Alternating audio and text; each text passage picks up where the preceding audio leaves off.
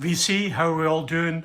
Richard McCook's 3 years in the VC competition. Well done, Richard, for hanging in there for 3 years. It's easy to fall by the wayside, I guess. A great channel, and I'll pop in quite a bit. So Richard has drawn this on the 14th of February, which is my birthday. So Richard, you better make sure I win, so you'll have to devise a way to cheat a bit. Make sure I win, and if I do win, I don't want £50. Just pick an album for £20, Richard, it'll do me fine. Or something from your collection that you don't want, that you think I would maybe like, just pass it over. £50 too much, man, too rich. So, 3 questions. First question is, show a favourite album and a poor album, I think. An album you don't like from their collection. So Richard's done the Jam, so I'm going to do the Style Council, his band after the Jam, who made, the Jam made 4 albums, the Style Council made 4 albums, their fifth album was never really released, it was eventually. So they made 4 albums for Polydor. First album was really good. Second album was pretty good. Third album, this, which came out as a double album, The Cost of Loving, came out as 2 12-inch. 6 tracks on it, so I guess you'd call it too many albums, really. Not my favourite Style Council album, and I think they're starting to lose fans by then. So, Cost of Loving, not my favourite, least favourite Style Council album. And my favourite album of theirs is their 4th album, the LP they made after that. Probably nobody bought, is this one. Confessions of a Pop Group. It's absolutely fantastic if you like the Style Council. I've got 2 sides to this, 2 different sides, and the first side, which probably should have been the second side, is called the Piano Paintings, and it's basically a pop jazz album. It's really, really good. So if you're thinking of getting into jazz, this is a reissue. Got a nice reissue on that, and white vinyl. We while back, there's with a booklet in it too, or a poster. And the second side is Confessions of a Pop Group.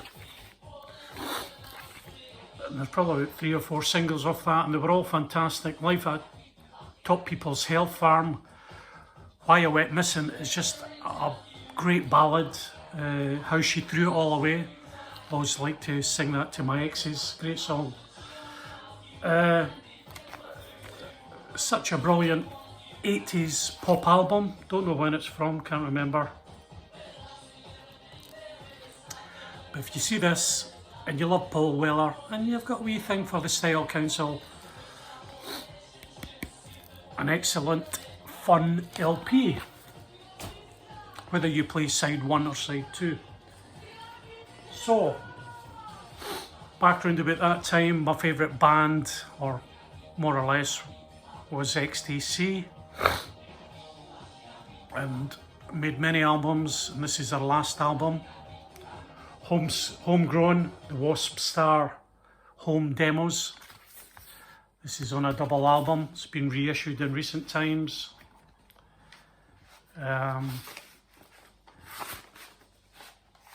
It's not a classic XTC album, it was down to 2 members at the time.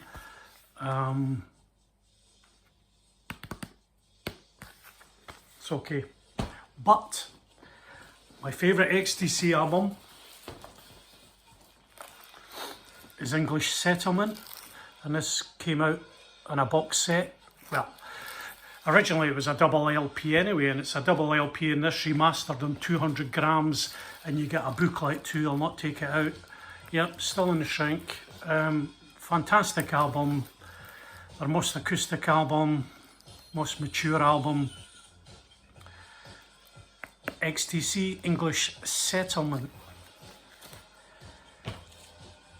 And I could have picked loads of things, I was to and throwing, but just to show an album I like. So, from the same era really. So we have Japan, was one of my favourite albums in. And I like some pop electronic music, didn't like it all, because probably I was a wee bit older. So I like some new romantics I didn't really like, so, and these Japan were classed as probably new romantics, but they were an electronic. This is their first album and it's my least favourite. They're sort of glam, they're finding their way, glam pop, wee bit electronic. What's it called again? Can't remember. Does it matter? Japan. Adolescent Sex, is this? Adolescent Sex. It's okay. You see it in a bargain bin for a £5. It's worth picking up. But my favourite album is theirs, and it'd be the fourth album. They've done 5 studio albums. And this is their second last one. This is Gentlemen Take Polaroids. This is the Abbey Road half-speed master and a gatefold. So mine was pretty worn out, so I picked this up. The sound quality is pretty good. Fantastic album. If you don't have it and want to, I mean, the single Gentlemen Take Polaroids is a fantastic single. Favourite tracks of mine are Taking Islands in Africa, Swing is fantastic, and My New Career. So if you want to have a wee listen to any of them. So this is my favourite Japan album, Gentlemen Take Polaroids. Japan were still a wee bit underground then, and they really took off their next album, Tin Drum, and had 2 or 3 hits in and sort of got more global. They were still a wee bit of an independent band then. Right, so that's my 3 best and worst LPs of 3 groups. 3 CDs. Yeah, I had to buy CDs at the time. I was still into vinyl at the time. I've sold vinyl to make money or whatever, but I always bought vinyl even through the bad times if I could. But there's some albums obviously we couldn't get. And I never play my CDs. I've got hundreds of them, because even then I still played my vinyl more than I'd play a new CD, just the way it was. So I picked 3, could have picked a few, been there forever, but this is one of my favourite bands back in the 90s was Star Sailor. First album is fantastic, you want to look that out. This is their 4th album. Can't see what it's called, can't remember. But this, of their 4 LPs they had, some acoustic tracks, the second CD. This is the only one that never came out in vinyl, and I was sort of, the first album was great, the second album's pretty good, third album's not bad, and this just isn't up to the standard of their first album. Well, way off the mark, but it still pissed me off they never done it in vinyl. So Star Sailor, get that on a reissue on vinyl. I'll probably never play it, but still want it. Picking all bands round about the same time this era, but another favourite band of mine was the Scottish band from Glasgow, was Love and Money, James Grant being their main man, and this is Little Death. And I think similar to the Star Sailor, they had maybe three albums on vinyl, and this is probably their 4th one from round about that time in 1993. Nothing was coming out on vinyl unless you were really big, and bands making just a few albums got stuck onto CD. So James Grant, they done 4 albums. That's sort of not like Orange Juice, but a lot of Glasgow bands were got into a bit country it's 80s pop music really, and with a Glasgow country slant. But James Grant, he's got a great voice. And again, if you see any Love and Money stuff, it's really worth picking up if you're into music of that era. And James Grant went on to do a lot of solo albums, and he plays some Scottish things. He gets involved in that scene, country scene, folk scene. But James Grant, Love and Money, I would have liked this to come out in vinyl. It will never probably come out in vinyl. Another one of the time, of that era, would be probably Dr. John. It's been reissued. I never picked it up at the time. I just bought the CD. I don't know why. I love Dr. John. Seen him a couple of times live. Don't know why I didn't pick this one up. Paul Weller's on it. Spiritualized on it. Gaz and Mick from Supergrass are on it. Dr. John, Anutha Zone. So this is available. Maybe I'll pick up sometimes. I've just sometimes you move on, but great music. Dr. John, if you've not heard Dr. John, from New Orleans, piano based blues, brilliant. Okay, so third question is, Shaw best of is all you need. And sorry Hub Tunes, but Gary Newman, the best of is all you need. And this is an early best of, and this was a German issue of this album, which isn't available. It was with the, is it EMI?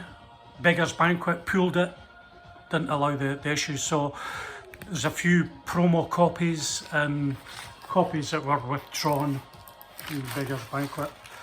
Films, Our Friends, Electric, Replicas, Every Day I Die, Down in the Park, Cars, Metal, Complex. That's the tracks.